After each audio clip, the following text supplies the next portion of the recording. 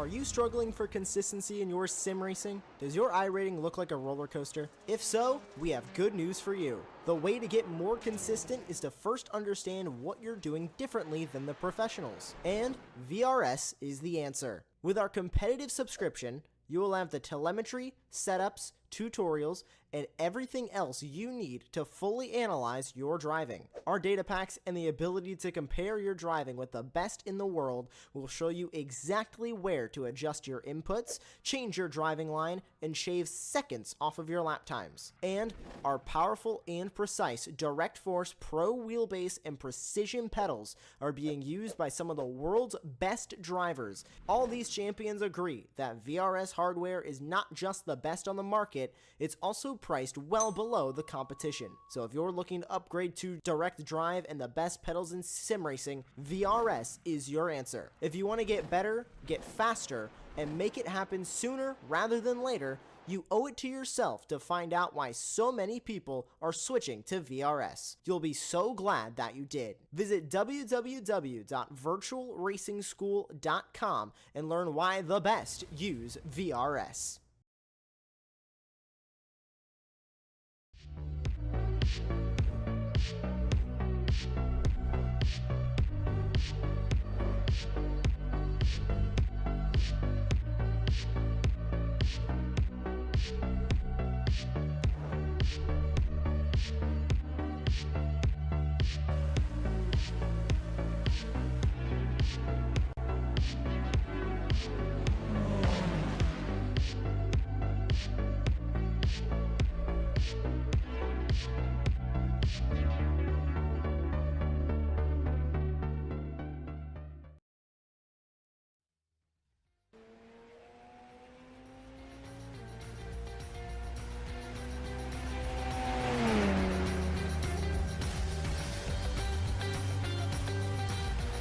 Greetings, race fans, and welcome to Apex Racing TV's presentation of the Radical Esports Cup. J.R. Gregory here with you on the call. Beside me in the commentary booth, my partner, Aaron Smith.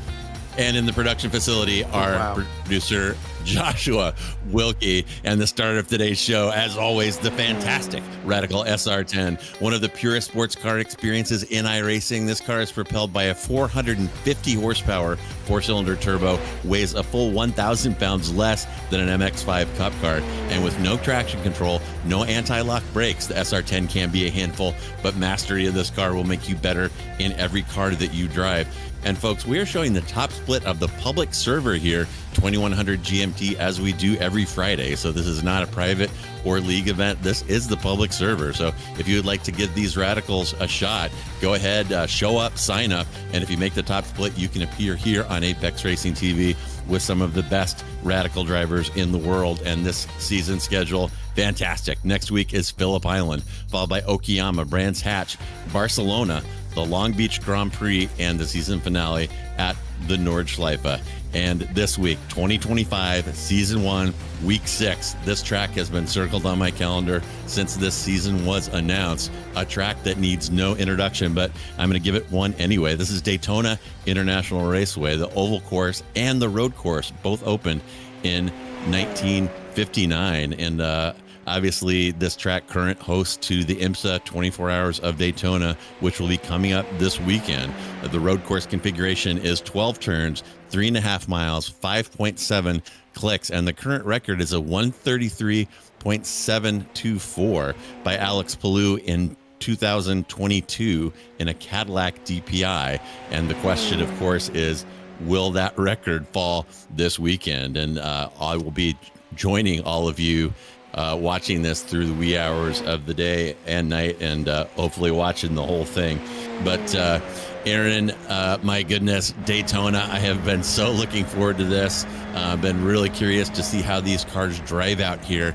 And I've done a few practice laps and gotten in a race earlier this week, and the car is absolutely fantastic. The track really shows the car's strengths, the mechanical grip, the aero. The car devours the bus stop, which is a real treat for me, being a 911 GT3 driver.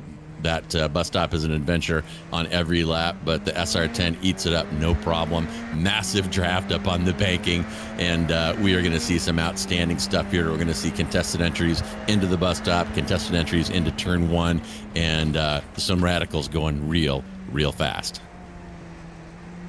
Well, all these drivers should have had plenty of practice, of course, from the Daytona 24. Well, just, what was it, 5 days, 6 days ago now? And hopefully some people watching as well took part in that race, and I hope all of you did very, very well. But these guys, just a few days later now, the real race, as qualifying has already finished. Oh my God, that flew by. And, well, didn't even give me a chance to speak. But it looks like the Norwegians have locked out the front row. So, well, the Americans like Castro got a bit of work to do.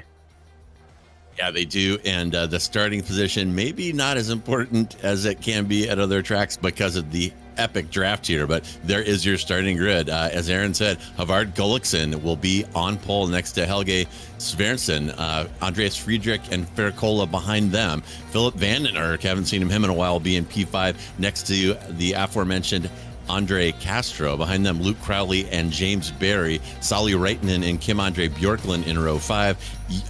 Bremer next to Heinz Braun there in P11 and P12. And as we roll the screen, John Pethick will be next to Dennis Krakopoulos, Chris Vetz next to Mika Hulkinen, James McIntosh next to Kettle Larson, and bringing up the rear in the 10th row, Fleming Leeson and Maurizio Uccio. And we are about to see one of the first dramas here. Interesting thing about these SR10 races is they are standing starts, and this is probably the only series that will ever do a standing start at Daytona. And look where they are, Aaron. They're on the banking, and I'm going to say I raced in the top split on Wednesday, and a good 50% of the cars did not get off the line. Sitting on that banking, if you light up the rears in first gear, the car is going to rotate due to the effects of gravity and losing traction in the rear. And the start of the race that I was in was a disaster. So let's see how these guys can do that. Is Gulliksen there on your right? He'll have the inside line into turn 1. You see a little wiggle. There's a car in the wall. A couple more are being taken out. Oh my goodness. I'm not even going to say that counts as a commentator's curse because it's just common sense. Don't line up the rears there. But it's going to be Gulliksen from Sversen, from Friedrich, and Castro gets a good start. He's moved up to, and Philip Vandenberg sitting in P5. Aside from that minor kerfuffle, there's a little inside move there. Somebody making something happen in the International Horseshoe, and a mostly clean start, cleaner than the race I was in earlier, but still had that problem getting off the line on the banking. Yeah, it was only one driver that we saw actually just completely bottle it into the wall. Everyone else got away relatively okay. You saw a few drivers spinning up their rear tyres. Gulliksen was one of them. He very nearly lost it off of the front row of the grid, but luckily he backed out of it just before the car let go. And I think everyone else got away without any damage as well from Ferrochola when he smashed into the wall, so we can keep on racing here at Daytona. But you made a good point earlier that qualifying is not really that important here, as we're about to find out as we head into the bus stop for the first time. And Castro's making moves already. That was unexpected as he goes into the bus stop side by side with Gulliksen, but the Norwegian just had to back out of it, and Castro getting the elbows out very, very early. And clearly he wants to be in first place. He thinks he has the pace to pull away. He wants that track position, but I can guarantee you that that's not going to work for him, as look how close they all are for the slipstream as they head onto the main straight once again to start lap 2. They're going 3 wide. Look at James Barry on the infield nearly as he goes into the lead of the race. It was Friedrich, my apologies, as he goes into the lead of the race now. And it's Vandenberg round the outside as Castro slips back into third, now back into second as there's contact between himself and Vandenberg, but they all managed to get through it cleanly. And my goodness, and that's only just lap 2 that we've begun at Daytona, and we've got plenty more to go.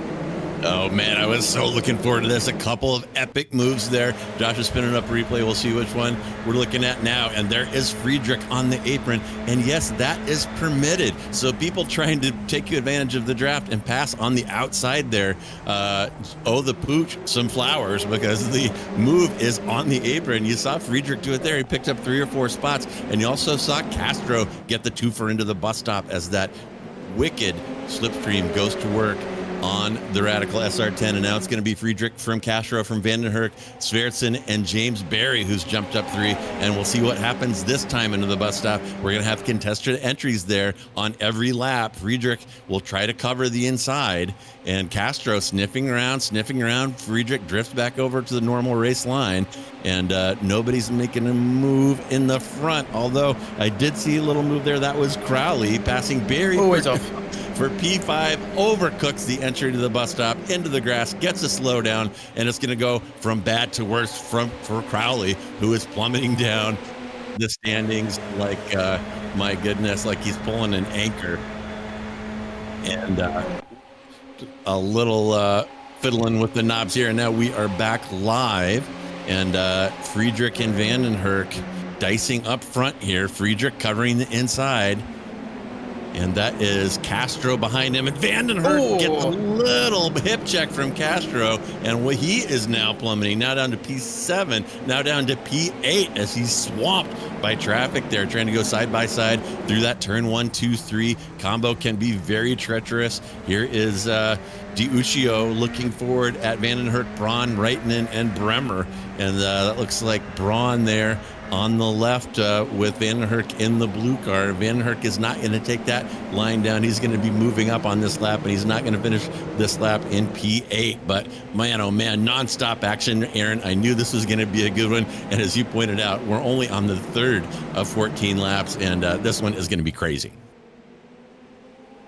Oh, I don't even think crazy is going to be the half of it, to be honest. As well, we've already had some big moments. As Vandenherk, as you said, is not going to be finishing this lap in 8th. Surely we're going to see him making some progress up the field.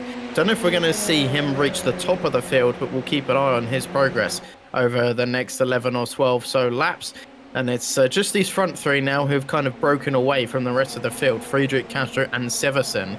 As everyone else behind, well, Barry, he's just completely caused a train behind him of, well, from himself, pretty much all the way down to about, I want to say 17th, give or take. I mean, it is a huge train of cars. As Bremer now leads that train as he passes James Barry, as Barry's falling back down the order. And these front 3, I can imagine, are probably just going to be slipstreaming and bump drafting each other for the foreseeable future. And I can't really see them battling anytime soon. But these guys, they've fallen too far back. They can afford to battle hard, as Castro actually has gone a bit aggressive, and now he leads into turn 4. As here we go then, the battle for 4th continues. Braun leading the way. Barry trying desperately to keep a hold of this 5th place, but Bremer got an amazing run off of turn 3. And Barry once again losing another place down to 6th. He was in 4th, I believe, at the start of this lap. And he's got Vandenherk right behind him, who, well, there you go, never mind. He's got Vandenherk right beside him and now in front of him as he continues to make more and more progress on his comeback from that contact with Castro. Yeah, Barry getting a little swamped here, and you saw him wash out just a little bit of the International Horseshoe. It's tempting to kind of overcook that entry a little bit and try to maintain the high speed across the apex, but with a low wing on this Daytona setting, the car can kind of go into a 4-wheel slide right there, kill your speed, and you'll just get blown off the track. And you saw it happen there. And here's Syverson going inside. I don't know if he got a 2-fer or if that was just a 1-fer there. He may have gotten pulled off the Castro move and gotten a 2-fer there. And these 3 front cars, here's Castro with the bump draft, and these guys are clearly working together. They want to break the draft to that group behind, drive off, and finish this between the 3 of them later on when we get closer to the end. But this technique is worked for them. The gap from Friedrich back to Braun now over 2 seconds, and this front group definitely driving away. Bump drafting a little risky in these cars, I must say, but they're making it work so far. Ooh, Vandenherk has gone completely wide there at turn 1. I think he was trying to send one down the inside of Braun, And, well, that just didn't work for him at all. And his comeback from 8th to 4th, and he's now dropped back down to 9th again. So, talking about four-wheel slides, Gregory, there's evidence of one sliding his way out of turn 3, and looked almost intentional. It's like kind of Ken Block style, and it's amazing. As Ushio, who, bear in mind, started, I believe, last, is currently in 8th right now. He's had an absolutely storming race, and well, it's about to get one better for him as he overtakes Reitinen for 7th place. So he's your driver to watch for the time being, and well, he can pretty much get all the way up until about 4th place, because that front 3 have really just absolutely run away with it.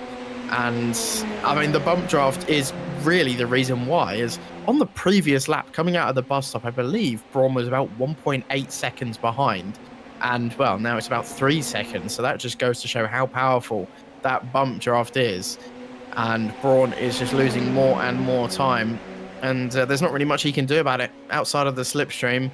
Even if he pushes the car as hard as he can, you really do forget how powerful the slipstream is in these cars, and there's nothing you can do about it. So it's just going to be between Siversen, Castro, and Friedrich, unless something huge happens between these guys. As Uccio, look at that, on the apron. Now he's up to 4th place, and that's realistically is the best he's going to get, but he's got to hold on to it for, well, another 7 or 8 laps. And he's got some pretty feisty drivers behind him who have been battling for, well, the entire race so far. Bremer, Braun, Barry, Reitinen, and Hook, all of them going wheel to wheel practically every single lap. But it's now Uccio leading the way, as that's another 4-wheel drift out the corner for Bremer.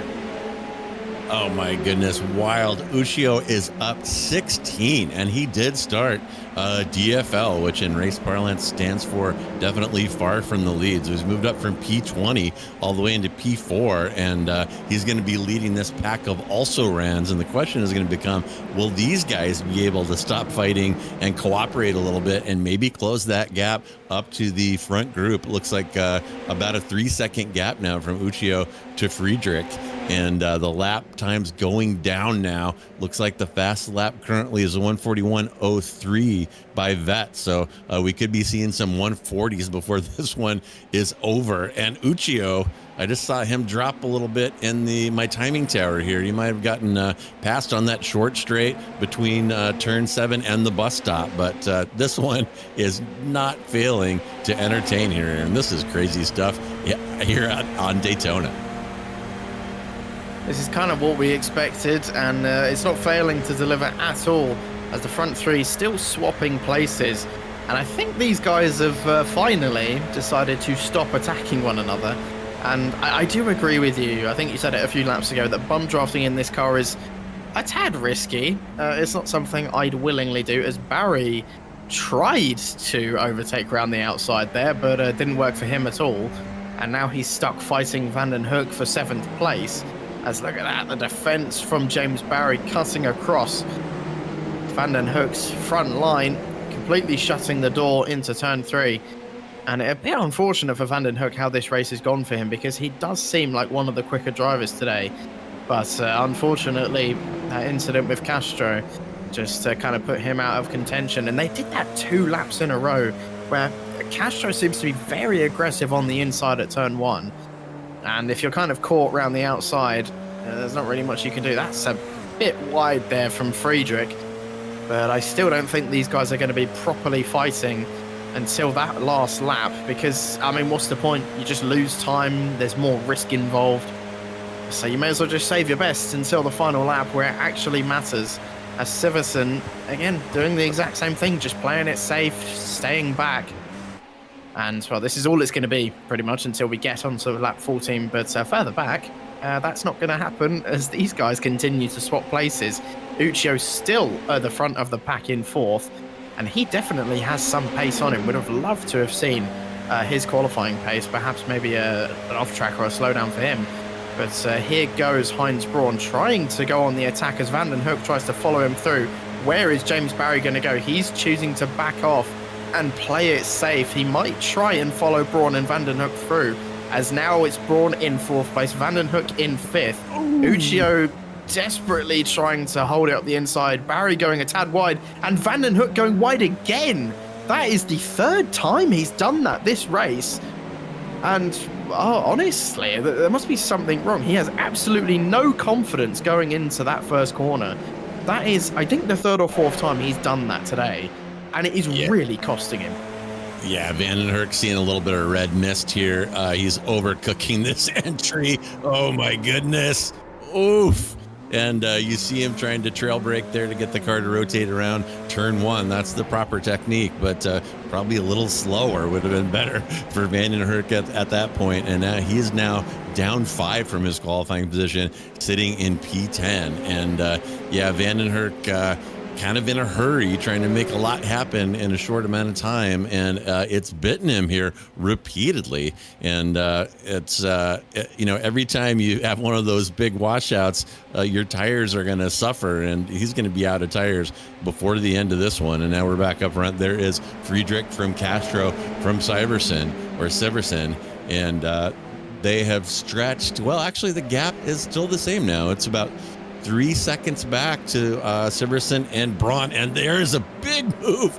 Oh my goodness, Crowley tries the outside of the bus stop on entry. Maybe gets a little bit too much of that exit. There is a nasty slowdown there if you get too much grass on the exit of the bus stop. We'll keep an eye on Crowley, see if he wants to back out of that. And meanwhile, there is Siversen. He's taking a little sniff around the outside, and that is pretty ineffective in draft cars. As soon as you get out of the wash of the car ahead, that wall of air hits you and pushes you right back. So you saw that happen to Siversen there. He showed his nose on the outside and got absolutely nowhere. So again, Friedrich, Castro, Siversen driving away.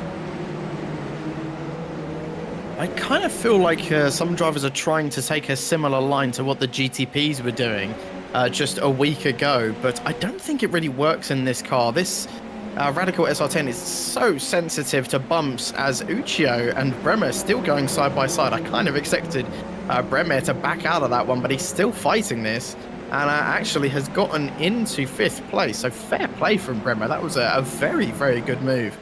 Hanging it. Oh, I've jinxed it. Never mind. He's gone too deep into turn 6 and has lost out. And I believe that's the slowdown, and into 8th place. So yeah, I don't have too much to say on that.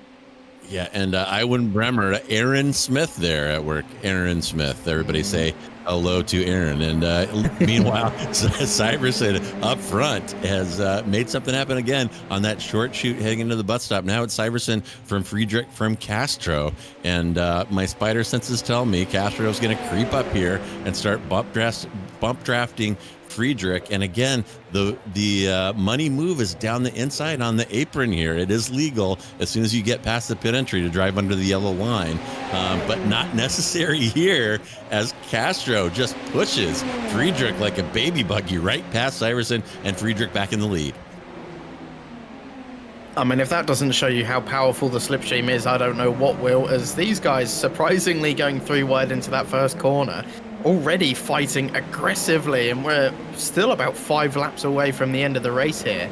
And Reiten and I think it was Uccio as well, Barry and Bremer, all getting extremely close into that first corner. And yeah, again, Barry taking that outside line into the first corner like the GTPs were doing, but that outside line is quite bumpy, and we've seen Van den Hoek spin there a few times.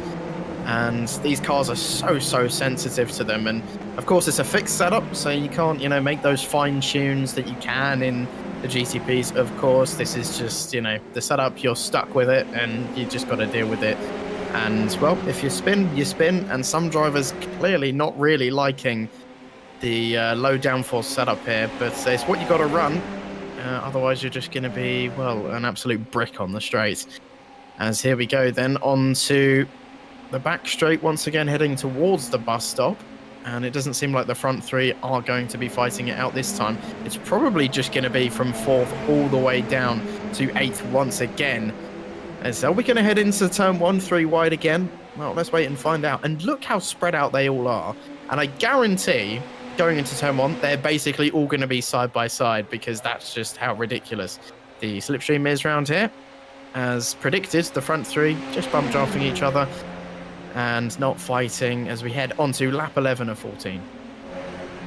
Yeah, and I kind of wonder what the end game is here. And Barry, again, trying that deep outside entry. And yeah, Aaron, you're right about that. It is bumpy out there. The new debris system has got marbles out there. The track is not rubbered in out there. And, you know, it's tempting to take that wide entry because in theory it opens the radius of the turn in turn one. But I've always found that sticking to the inside is quicker.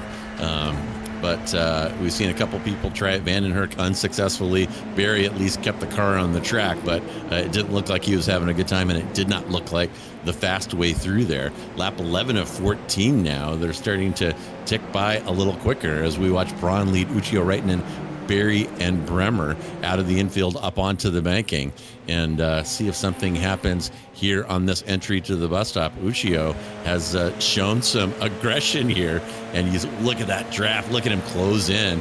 Braun's going to cover the inside, and is Uccio going to try the outside entry here into the bus stop? And he does. Braun backs out of it, and here comes Barry. Hines, see you later. Oh my goodness, Hines, catch up there by Barry, and Barry is going to have a crack maybe at Uccio here on the straightaway. And if you look at those gaps on the timing tower, folks, anything that's not colored white is going to result in a draft. If you come out of the bus stop under a second behind the competitor in front of you, you're going to suck right back up to their rear bumper like magic. Oh my goodness. And here's Braun pushing Barry now as that back group discovers some cooperation. They've got their work cut out for them, a 4-second gap between their group up to the front group. But we'll see if they can make something happen. Barry that time making that wide entry work a little bit better as he follows Braun into the infield. Well, I mean, that's just a pure and utter demonstration of how ridiculous the bump drafting and the slipstream is around here. I think Uccio coming out of the bus stop was in fourth, about half a second ahead, and he's come into turn one in eighth, completely at the back of this train. And just look at the speed. It's absolutely ridiculous. It's genuinely like he's in a different class to Uccio. It's genuinely insane how ridiculous that stuff is. But that's radicals for you, and that's why when you come to these long haul tracks like Spa, like Daytona, like Monza even, this is the type of racing you get. You have to stay within that 1.5 second range, or it will be game over for you. And well, these guys of course are fighting for fourth, and now the front three have completely run away with it. This is what James Barry did on the lap before, just completely saw his opportunity, went for it very riskily, but I mean, why not? It worked for him, and it's put him up into fifth place. So fair play from James Barry, very risky, and well, he's put himself in prime position to get into fourth, but still another 3 laps left. Yeah, great replay there, and Barry definitely catches Braun napping, and here we're watching the front three again up on the banking, and Syverson, you know, he has an opportunity to make something happen there. He's clearly backing out of it. Like to be inside his head and see what he's thinking about in terms of what his end game is going to be. Oh my goodness, and there is a big hit. There goes Barry. Oh my goodness, that was Bremer over rotating in turn one, spins to the inside, hits the wall, collects Barry, and there's Bremer. And those wheels do not have the same geometry that they left the Radical factory, and things going bad quickly for those two drivers. They have fallen out of that number 2 pack, and man, tragedy. Here is your replay here, and Bremer trying to trail break it through there, gets a little wiggly, and those rear tires start to heat up, lose grip, and it is over for him and for Barry, and that is really too bad. Barry all the way down to P. Oh, what's happened at the front? 14 now. And oh my goodness, something big happened while I was running my mouth there. I'm betting that Castro and Braun maybe had a problem with the slipstream, because Syverson now has a huge gap behind him of 3.5. And my goodness, maybe we can get Josh to look that up for us. But yeah, something big happened up in the lead. Yeah, that was extremely shocking. This could be a bit of a long one, but I just noticed, I think it might have been between Friedrich and Castro. I'm not quite sure. That's Friedrich there on the outside of turn 7. So, not quite sure. Maybe one of them went for a move into turn 6 and it just ended badly for them. I'm not sure, but let's see if we can find it. Here's Friedrich. He was leading the pack. Maybe a bit of a spin coming out of this corner. And yes, it was for him, unfortunately. Him and Castro coming together. And I saw that a few drivers doing that in practice and in the qualifying session. It is so easy, especially getting towards the end of this race where those tyres are starting to get a little bit iffy and the grip starts to let go. Friedrich just, well, his rear tyres did let go and, well, he's completely down and out of it in 6th place now. Wow, and that really hurts after all that hard work and all that patience for 13 laps on the penultimate lap. Braun experiencing that, or Friedrich rather, experiencing that over rotation. You try to keep your speed up or across the apex and the whole car just kind of goes into a 4-wheel sideways plow. And you saw that biting Friedrich there and taking his competitor out as well. What a bummer. And meanwhile, it's not a bummer for Siversen, who is laughing right now. This is the white flag lap, and he is all by himself. He has got this thing in the bag. Attempting the commentator's curse. Mine is not as strong as Aaron's, however, so I like Siversen's chances of getting the P1. But right now, it's Siversen from Uccio, from Braun, from Reitinen, from Friedrich, but a very close interval up front here between there's 2, 3, and 4. And there could be a change before we get to the line. We'll stay with Siversen here and see him roll under the checker, and there's Uccio, Reitinen, and Braun behind, and there may not be enough space there for any of them to make something happen. And oh my, who's getting squeezed down? Somebody got squeezed there. Was that may have been Barry? There's so many insert racing cars out now, it's a little difficult to tell them apart. And there's Vandenberg limping his way across, and oh my goodness, that was, Aaron, that was about everything that I was hoping for. I knew this was going to be a good race. And folks, please get this back on the schedule next week. That was awesome. And in the off season, I promised to develop a bump drafting bumper for these radicals, and we'll have that on the market. Lion Lane Racing here shortly. But holy cow, we're still waiting for a couple cars to finish, it appears.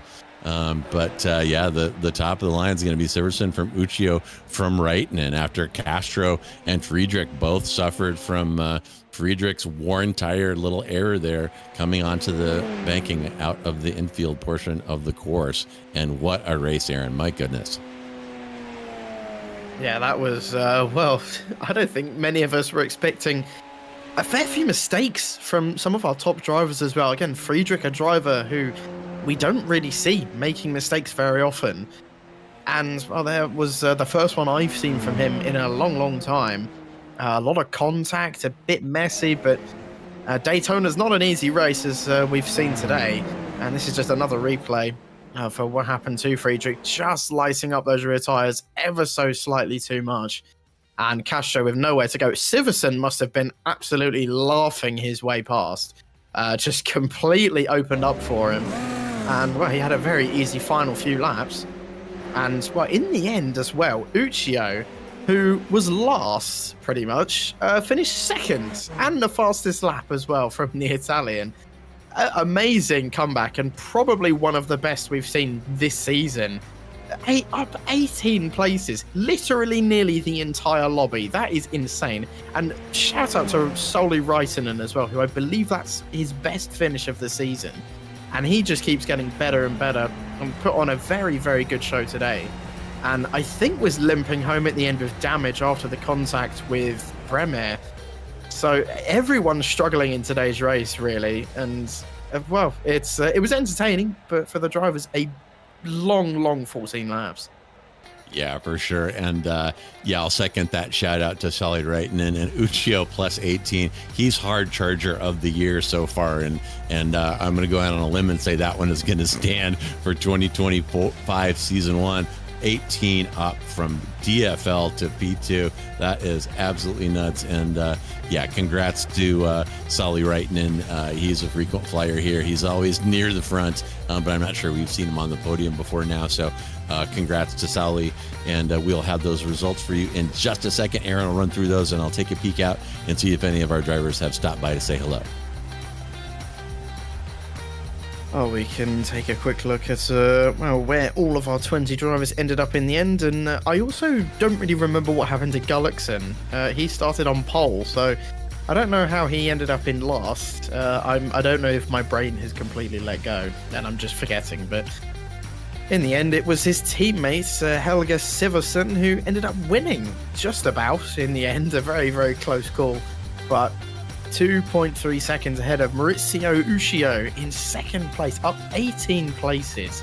Amazing stuff from the Italian. He should be very, very proud of his performance, gaining 104 iRacing. So I imagine he's going to be very, very pleased with this race. And again, Sauli Reisenen finishing on the podium. Great result for him, as Andre Castro finishing in fourth after getting a bit unlucky, of course, with that contact with Friedrich.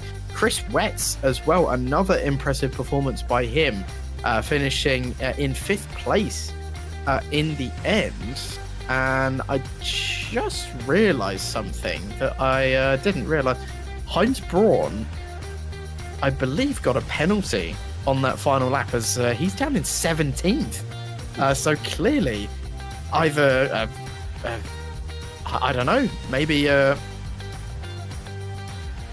to be fair, our producer Josh just pointed out that he did look like he had a slowdown on that final lap, and yes, that is very true. So maybe he didn't serve it in time, and unfortunately got a big old penalty, as he's down in 17th. But anyway, here is the rest of the field. Friedrich finished in 6th place, Hook was in 7th, Larson 8th, Bjorklund 9th, Bremer in 10th, Crowley in 11th, Holkonen in 12th, McIntosh in 13th, Barry in 14th, Lisson in 15th, Kirakopoulos in 16th, Braun, of course, with that penalty, in 17th, Pethick in 19th, Ferrichola in 19th, and Gullickson finishing in 20th and last from pole. So I honestly, I can't remember what happened to him. I don't know if I'm having a brain fart, but yeah, he just blipped out of existence. Wow, holy cow. That was just spectacular. And apparently it was exhausting, because I'm checking in the hallway here outside the booth, and there is no one who has stopped by to say hi.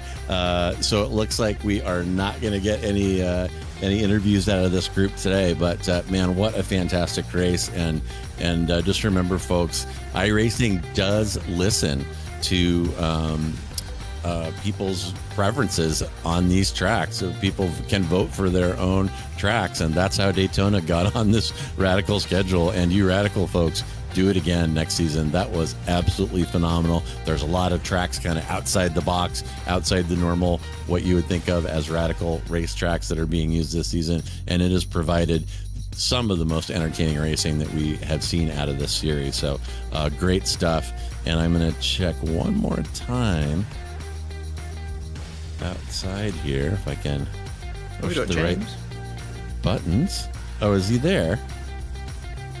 Oh, excellent. All right, well, we'll go ahead and bring in James Berry. So James, I'll trade off with Aaron here on the questions. You're the only person brave enough to stop by after that, but I guess my first question is, are you glad that Daytona was voted onto the schedule? Would you be willing to vote for it again? And did you enjoy driving on it this week? The funny thing is that I was the one who suggested we should include it in the voting, and then people decided to vote for it. I don't know. I mean, it's a bit of a, SHIT show. There's just too much random stuff that happens here. I don't think I would want to come back. It was probably fun for the broadcast, though, wasn't it? I bet you enjoyed it, didn't you? It was pretty good. And I know you'll be watching it soon, but yeah, we had a good time. Yeah. Well, I don't think I'm not planning to watch it. To be maybe tomorrow, but right now I think I want to go and do something else after that. Yeah, it's just a bit mental. Honestly, that's completely understandable, James. After it just looked like an absolute slugfest out there. And you're absolutely right. As a driver myself, I can relate. The slipstream, the randomness, it is unpredictable as hell. But I mean, at least you can look forward to the next few weeks and, forget that this race ever happened. We've got Phillip Island in 1 week's time, which I don't think we come to very often in iRacing at all. I don't think in the Radicals at least. So are you looking forward to that race? Yeah, we did it. So it was given to us for the championships last year, and it turned out that it was a big hit with all of us. So I think that's why it's come back now, and I think a lot of drivers really enjoyed it. So yeah, it's going to be really good, and we've got some other really good tracks coming up as well soon. So yeah, it'll be a good change from this week. Yeah, and I will second that. I actually participated in the America's Radical Championship that took place on a few Sundays last year, and Phillip Island was an absolute hoot. Really, really a great track. And if you haven't tried it, I'd encourage you to give it a spin. It's a super fun kind of old school course. So yeah, and that is coming up next week. And let me just throw a random question at you, James. The other track kind of off the beaten path that stands out is Long Beach. And have you had a chance to do any testing out there? And how do you feel that one's going to go? Yeah, that's also one I kind of wanted for us to go to at some point, because I really enjoy the challenge that street tracks provide. We just don't do enough street tracks in iRacing in general. So yeah, that'll be really good. I wish we could do Belle Isle at some point as well. I really loved that track when I drove that in the Radical. Long Beach I haven't done in the Radical. I'm sure there's gonna be some kind of chaos there as well, but it's gonna be a really big challenge for the drivers, and yeah, I think that's gonna be a really good one. Yeah, I think in a shoreline drive, there's definitely going to be some a draft party going on, and some people may have some difficulty getting woed up for that kind of low speed left-hander at the end of the straightaway. So be looking forward to that one as well. All right, James. So as we wrap up, is there anyone you'd like to thank or give a shout out to this afternoon? Not really, no. I just came because I saw that no one was here, so I felt sorry for you guys. So I just shout out you guys, I guess, for hopefully enjoying that race more than most of the drivers did. All right, fair enough, James. Well, thanks for coming by, and thanks for having pity on us. I was about to start interviewing Aaron, and that would have been uncomfortable for everyone. So thanks for coming by, and we'll see you next week at Phillip Island. All right, cheers, guys. See you next week. Bye. All right, cheers. And that was James Berry. He came in, P15. You know what? He must have had some incident at the end, and I completely missed that, or maybe he got a penalty at the end there. But a rough one for Berry, both on the track and maybe in the penalty box. But I sure enjoyed it, and interesting that James was advocating for it among the group and ended up getting voted in. I thought that was an epic race, and I really enjoyed it. Hope you all did as well. So thank you so much for joining us for today's broadcast. This has been week 6 of the 2025 season 1 Radical Esports Cup, and be sure to join us next week for some more Radical action at Phillip Island. It is a hilly, exciting, narrow track, and a lot of good passing opportunities, and another good showcase for this Radical SR10. And I am JR Gregory. On behalf of myself, my partner Aaron Smith, our producer Joshua Wilkie, and everyone here at Apex Racing TV, have a great Friday and an even better weekend.